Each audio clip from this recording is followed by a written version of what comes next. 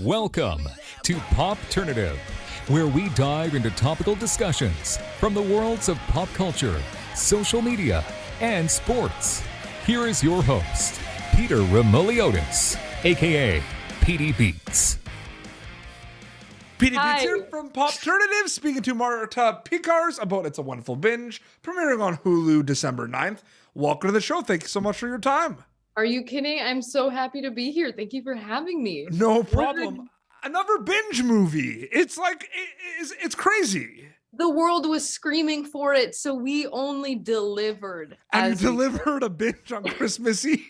And we delivered drugs on Christmas. You know, grandma's doing K-holes, or wait, cocaine lines. She's doing cocaine lines, and yeah, that was in the trailer, which recently dropped. It's interesting because I feel like the mindset, I mean, you're coming back for another like movie, like Hulu kind of makes like announcement Binge 2. And then what is the mindset that it's going to be on Christmas Eve? Like what is going through your mind? Like that's pretty crazy, right? Yeah. I mean, all of us were shocked when we heard that the second Binge is going to be a Christmas movie, because we were like, how are you going to put the Binge on Christmas? And Jordan, being Jordan, flawlessly put the Binge on Christmas. And it is it's interesting, as I was talking to Dexter about this too. It is nonstop laughs. Do you notice that in the script specifically? Like it's joke after joke. There's no breaks. Usually audience members have some breaks. There's no breaks here with It's a Wonderful Binge. You're like, yeah. Yeah, I remember when we first got the script, I was reading it and I was like, this is just joke. And then we did the chem read. And in the chem read, before we even cast all the new characters that are in the second one, we had Patty Guggenheim read a lot of the characters in the script. So with her already being an amazing person, reading like 4 of the other characters in just this read of going through it, we were like literally laughing so hard that I think at one point I just put my screen on, because it was over Zoom. I like turned off my video and then muted myself and went to pee, because I honestly thought I'm gonna soil my SpongeBob pajamas if I continue. And it's funny because I find it's one of those things too where the movie has kind of those moments like what you just did, with like those random moments, right? Where like you're just like, oh my goodness. I mean, Danny Trejo is in it. Some of your scenes that you have with him. Danny Trejo. Wait, am I allowed to spoil anything? Well, it's in the trailer. Like he's oh yeah. He's in well, it. Yeah, but I was gonna say never mind. I was gonna say what happens with Danny Trejo. No, but he's in the trailer, and we see it in the trailer that he's Angel, so we're allowed to say that. But it's hilarious, your scenes with him. So without spoilers, what's it like? What's it like? Let me just read the script real quick. Let me just show you guys. I have the cut of the movie. What was it like working with Danny though? Because you have some scenes that are pretty funny with him specifically. It was incredible. I mean, imagine growing up and I've seen Danny Trejo in so many things, in so many living rooms, on so many screens, and to just and my family back in Poland, who is like Danny Trejo is, they always reference like Danny in Macheta. That's how they say it in Poland. Yeah. And they're like, you worked with who? And I was like, I know. And you have scenes with him. Again, we don't want to go spoilers, but there were a few things that happened that like made me laugh.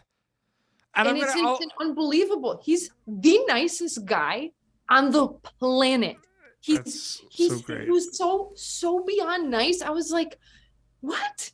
You could probably be a little mean, you know? Like you're an actor, you could probably want things, demand certain things on set. But no, he'd be asking people if they want help. He'd be, making sure everyone else was comfortable. He was constantly asking everyone, do they need anything? Do they want anything? He's constantly inviting people over to Trejo Donuts or Trejo Tacos out here.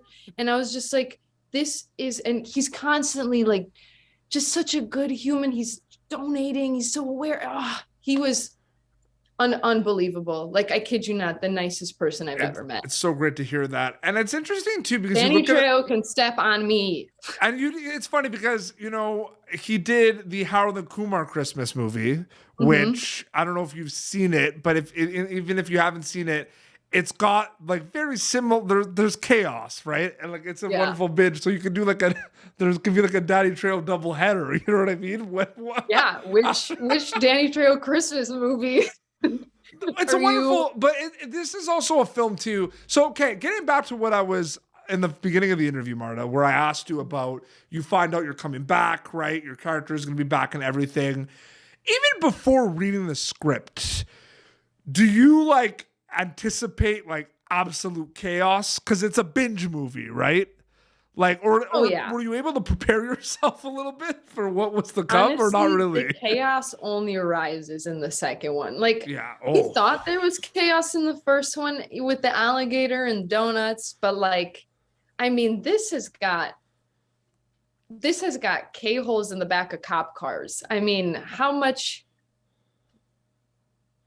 And that's not the only thing. We've got Santa involved. We've got Caitlin Olsen being a mayor, also doing slam balls off of Christmas trees or whatever. Like, it's the chaos only rises. And I think, I don't know, I just love every character, what they're doing. Well, it's a second movie too, right? Where you really want to elevate things. And I think, Jordan and everyone did such an amazing job. You are part of the Binge family. You're part of the Hulu family. You're part of the American High family. Could we give a shout out quickly to American High? Because they just shout out American High and Hulu and just everyone that's ever worked on Binge, like everyone, cast and crew. It wasn't easy. It was winter.